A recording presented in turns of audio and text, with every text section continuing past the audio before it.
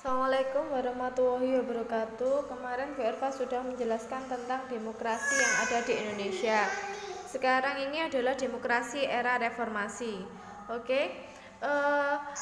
Yang terakhir Bu Erva jelaskan kemarin tahun 98 mahasiswa banyak yang berdemo ke jalan menuntut turunnya Pak Harto untuk lengser.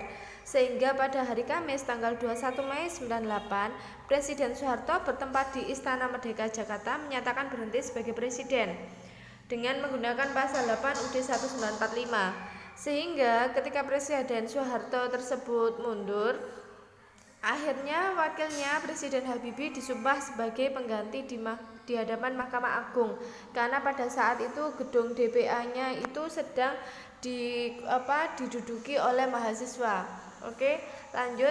Untuk pemerintahan Presiden Habibie ini bertahan selama 1 tahun. Tetapi dalam pelaksanaan ini Presiden Habibie muncul beberapa indikator pelaksanaan demokrasi di Indonesia. Ada 2 indikator. Yang pertama, diberikannya ruang kebebasan pers sebagai ruang publik untuk berpartisipasi dalam berbangsa dan bernegara. Jadi di sini ada kebebasan pers untuk mengutarakan pendapatnya, ya, kebebasan menyampaikan beritanya. Kemudian yang kedua, diberlakukan sistem multipartai dalam pemilu tahun 1999. Partainya banyak pada saat itu. 2 hal yang dilakukan Presiden Habibie tersebut yang tadi itu adalah fondasi kuat bagi pelaksanaan demokrasi Indonesia pada masa selanjutnya. Demokrasi ditetapkan di negara reformasi ini disebut sebagai demokrasi Pancasila, ya. Tentu saja karakteristik ini berbeda ya dengan Orde Baru, tetapi sedikit mirip dengan demokrasi parlementer pada tahun 50 sampai tahun 1959, ya. Yang pertama, sistem pemilu yang terus berkembang ini memberikan jalan bagi rakyat untuk menggunakan hak politiknya dalam pemilu. Bahkan puncaknya tahun 2004 ini dilaksanakan pemilihan wakilnya di lembaga legislatif, presiden dan wakil presiden secara langsung, ya. Jadi secara langsung pemilihannya. Tidak hanya itu, mulai tahun 2005 kepala daerah pun juga dipilih langsung. Yang kedua, rotasi kekuasaan dilaksanakan mulai dari pemerintah pusat sampai pada desa. Yang ketiga, pengisian jabatan dilaksanakan secara terbuka, ya. Kemudian akhirnya tanggal 20 Oktober 1999 ini kan masa kepemimpinan Presiden Habibie habis. Diadakan pemilihan presiden dengan calon Kiai Haji Abdurrahman Wahid dan juga Ibu Megawati Soekarno Putri. Akhirnya berdasarkan voting dimenangkan oleh Kiai Haji Abdurrahman Wahid sebagai presiden, sedangkan wakilnya adalah Ibu Megawati Soekarno Putri. Namun pada perkembangannya Kiai Haji Abdurrahman Wahid ini harus melepaskan kursi presiden karena mandatnya dicabut MPR. Sehingga MPR atau DPR ini bersidang lagi mengadakan pemilu, ya, presiden dan wakil yang baru tanggal 23 Juli. Hasilnya diperoleh Ibu Megawati Soekarno Putri sebagai presiden, sementara wakilnya itu adalah Bapak Hamzahas untuk periode 2001 sampai 2004. Kemudian tahun 2004 Bangsa Indonesia melaksanakan pemilu secara langsung presiden dan wakil.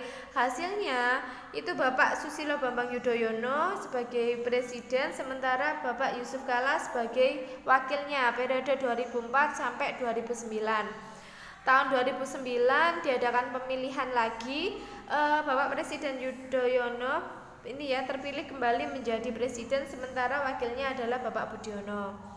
Setelah itu 5 tahun kemudian, tahun 2014 dilaksanakan pemilu lagi, diperoleh hasil Bapak Jokowi sebagai presiden, sementara wakilnya itu adalah Bapak Yusuf Kala untuk periode 2014 sampai dengan 2019. Oke. Kemudian perilaku yang mendukung tegaknya demokrasi, ada beberapa perilaku. Yang pertama itu adalah menjunjung tinggi persamaan. Kenapa? Karena di demokrasi Pancasila ini diajarkan bahwa setiap manusia itu memiliki persamaan harga dan derajat yang sama, ya, sebagai makhluk ciptaan Tuhan. Sehingga dalam kehidupan sehari-hari kita mampu bertindak untuk menghargai orang lain. Kemudian yang kedua, menjaga keseimbangan antara hak dan kewajiban.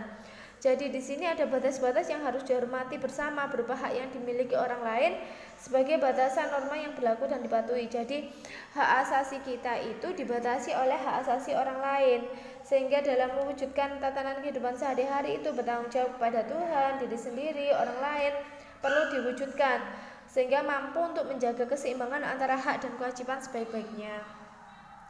Yang ketiga, membudayakan sikap adil dan juga bijak, ya. Perbuatan ini mampu bersikap adil dan bijak itu dalam kehidupan sehari-hari, ya, maupun kepada diri sendiri maupun juga kepada orang lain. Yang keempat, membiasakan musyawarah dan mufakat dalam mengambil keputusan, ya. Ini adalah salah satu nilai dasar budaya bangsa Indonesia, ya. Nilai itu sudah sejak lama dipraktekkan kita. Dalam musyawarah mufakat ini mengandung makna bahwa setiap kesempatan yang berhubungan dengan pengambilan keputusan dilakukan dengan kesadaran bahwa sebelum sebuah keputusan ditetapkan selalu didahului dengan dialog, ya. Keputusan yang diambil ini dengan musyawarah dan mufakat akan menghasilkan keputusan yang mampu memuaskan semua pihak, ya. Yang kelima, mengutamakan persatuan dan kesatuan nasional, ya. Sikap lebih mengutamakan kepentingan orang umum daripada kepentingan pribadi sangat penting, ya, untuk menumbuhkan kehidupan bermasyarakat, berbangsa dan bernegara, ya. Kesadaran setiap warga negara untuk mengutamakan persatuan dan kesatuan merupakan wujud rasa cinta kita kepada bangsa kita. Selain itu juga dari kelima sikap ini ada 5 hal yang harus kita kembangkan, baik itu di lingkungan keluarga, lingkungan masyarakat, juga lingkungan sekolah. Lingkungan keluarga itu misalkan saling menghargai terhadap anggota keluarga. Kalau di lingkungan masyarakat itu misalnya saling menghormati pada masyarakat. Di lingkungan sekolah itu mengutamakan musyawarah, misalkan seperti itu. Dari penjelasan Bu Erva, apakah ada yang ditanyakan?